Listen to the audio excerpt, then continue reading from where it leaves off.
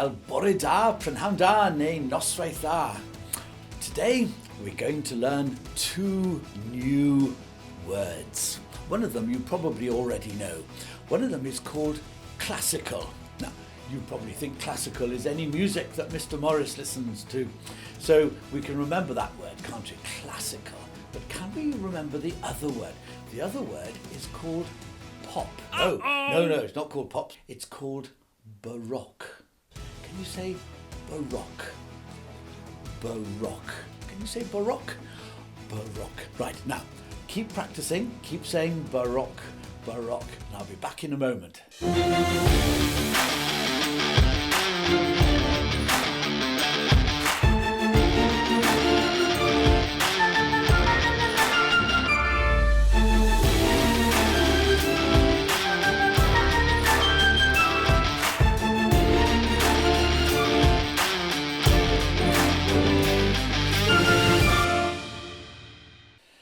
Baroque, Baroque, Baroque. Ooh. Right, hello there. So, why? Why am I doing this? Why am I talking about Baroque, Baroque and classical? Well, these two words describe a time. They don't describe a sort of music, they describe a time. And people use the word Baroque to describe architecture. It's something that happened about 400, 300 years ago. I know I'm a bit vague. If you want really good dates, it's about from 1600 to say 1740. There you are, there's some dates. But if you like, it's about 400 years ago to about 300 years ago, something like that.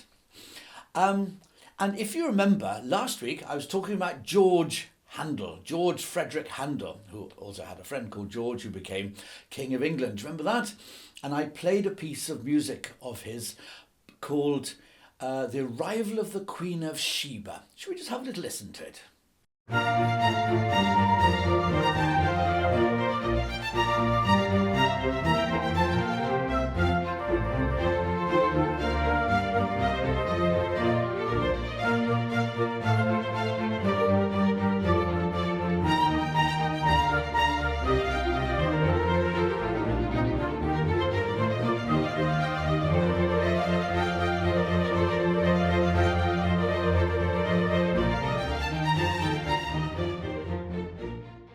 And then last week, if you remember, I played some music by a man called Johann Sebastian Bach. Here's a piece of his from a Brandenburg Concerto.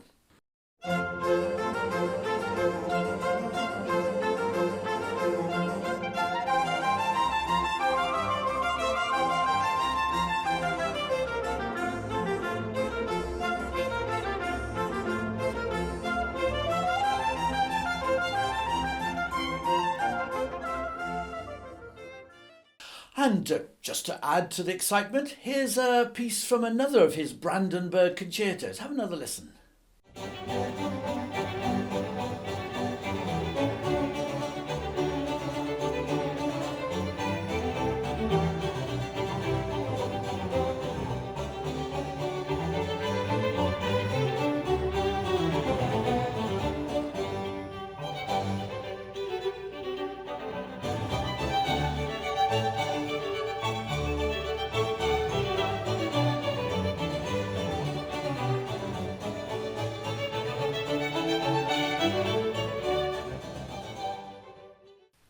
Now, all these pieces of music are Baroque. They're all written about 400 or 300 years ago, depending on who wrote it, obviously. And if you remember, these two composers, Handel and Bach, they were born in 1685. So it's going to be more like 300 years ago rather than 400 years ago for those two.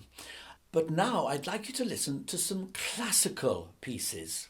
Now, classical pieces, I know you think classical means anything that Mr. Morris listens to, but actually classical music is music written about 200 years ago, or sort of near to 300 years ago maybe. Do you remember the first lot of these videos that I did were about Beethoven? Do you remember Beethoven? Let's have a little listen to the piece that we listened to that week.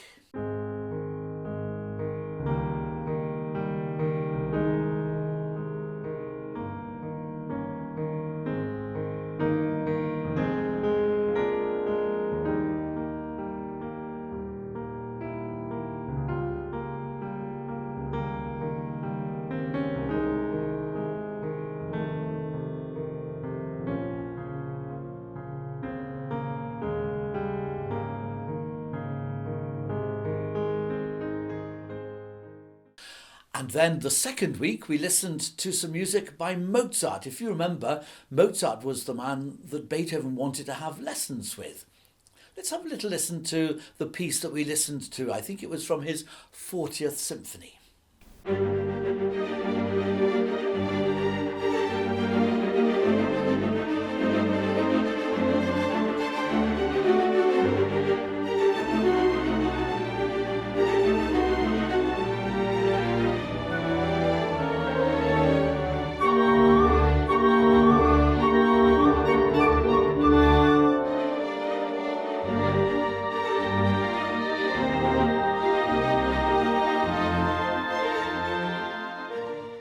And then, just to give you something different to listen to, this is part of a symphony by the man called Haydn. If you remember, Haydn is the one who actually did teach Beethoven. Beethoven wanted to have lessons with Mozart, but Mozart died too early, so Beethoven ended up having lessons with Haydn. And just one word about Haydn, because I haven't done a video on Haydn. Haydn wrote 104 symphonies. I'm not kidding you, 104. So he was known as the father of the symphony, with a pretty good reason, really, if you write 104 of the things. And they're not short things, are they, these symphonies? Long pieces of music, if you remember, chopped up into bits. Remember all of that? Often 3 or 4 movements to these things. So Haydn wrote 104 of them. Deserves a medal. So let's have a little listen to this symphony. It's known as the Surprise Symphony, and its number is 94. 94.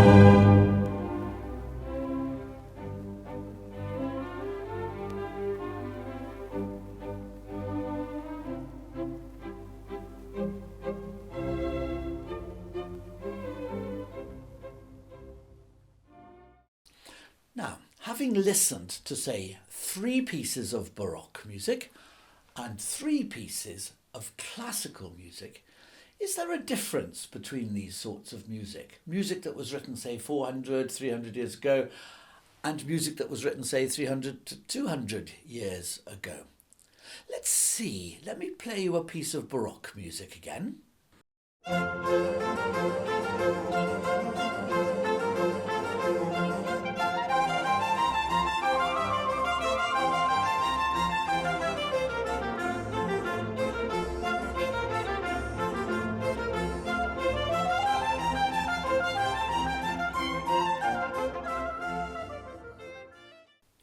And now a classical piece.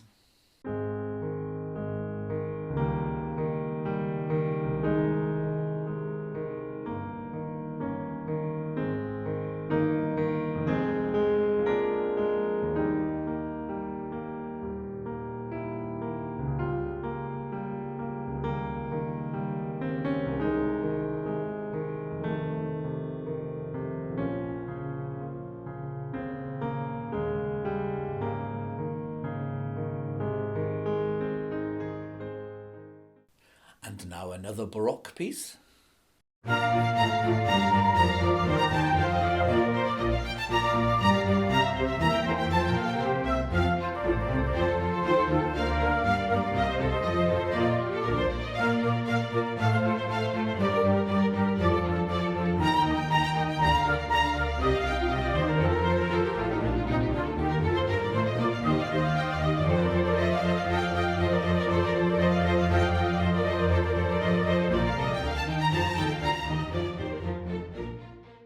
And now another classical piece.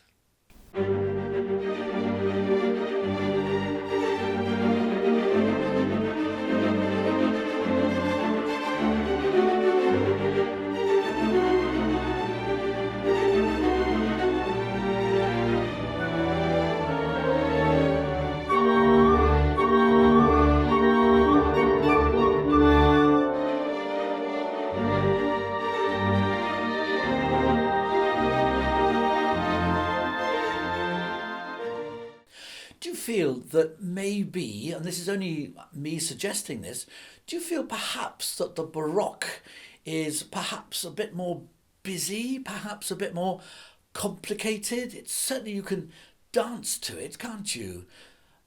Whereas maybe with the classical piece, what do you think? Do you think the classical one is more graceful, perhaps? Got more of it, perhaps more of a tune to it, or more of a gentle tune maybe? There is one thing I wanted to talk to you about, which I won't be able to say in the other videos that I've been making. I want to explain a type of music called a fugue. Another long word, don't worry, you don't have to practice saying this one. A fugue. But a fugue, very like a lot of Baroque music, has this one tune going all the way through it. And this is possibly why a lot of Baroque music is quite complicated, because if you've only got one tune all the way through, it's going to be very boring unless you start to do some really quite exciting things to it. So I'm going to play you a fugue. This is played on a harpsichord. If you remember, the harpsichord is the instrument that came before the piano. After the piano came in, people got a bit fed up with the harpsichord, but I think it's nice for us to hear this on the harpsichord. Now, what I want you to listen out for is it's got a tune that goes like this. Ba-ba-dum, bum, bum, ba-ba-dum, bum, bum, ba-ba-dum, bum, ba-ba-dum, ba-ba-dum. Okay? And it'll get passed around. So it's almost as if this keyboard's got lots of little people all sort of playing their tune. So it starts off quite high, da da dum dum dum da da dee, and then after a while, ya da dum bum bum ba ba dum bum bum ba ba dum bum ba ba dum ba ba dum, and then it mess about for a bit. So yabba dee ba da ba da ba yabba dee ba da ba da, and then a bit later on, somebody else comes in, yabba dum bum bum yabba dum bum bum jabba dum dum da ba dum da ba dum. I might sing along a little while, but I'll shut up after a while. But also sometimes Bach, this is by Bach, he plays little games. So he might sort of start going ya-da-dum-dum, but then he might go ya-ba-dum-bum. So you see, everybody thinks, oh, here comes the tune again. But it hasn't, it's just the start of it. So let's just have a little listen to this, and I'll sing along. I hope I don't spoil it too much. But have a little listen to this piece. There's our tune. Here's again.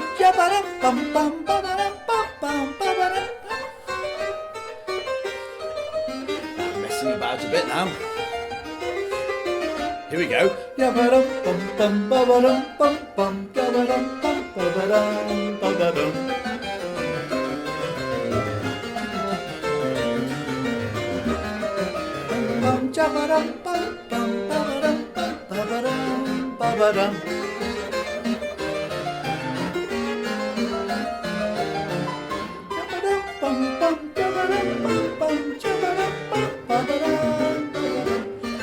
And so on. Shall I'll just play it one more time and let you listen to it without me rabbiting on this time.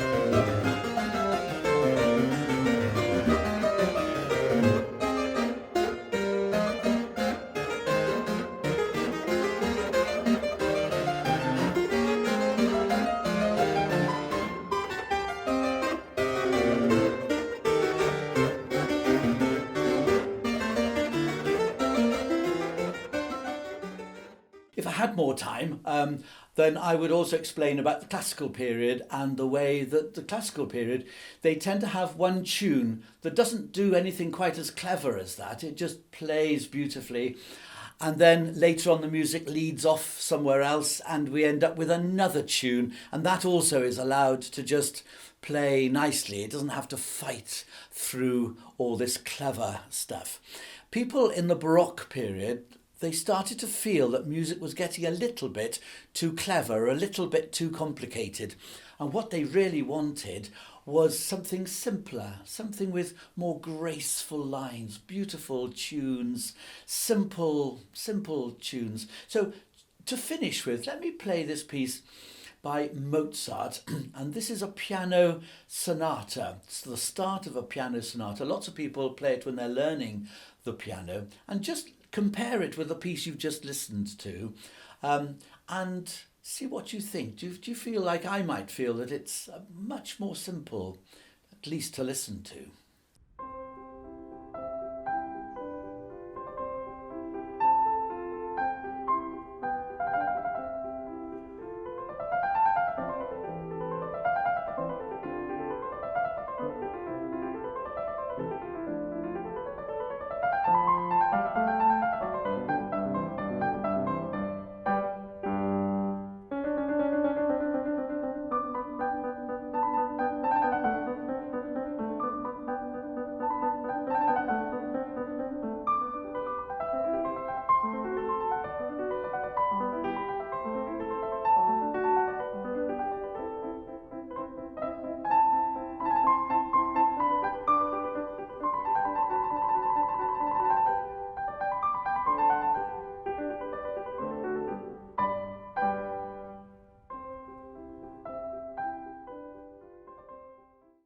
Well, there we are, Baroque and Classical. I haven't really done them justice, but it's a start. And hopefully now the next time we see each other, it'll be face to face in school. Have a lovely half term, and I'll see you before very long.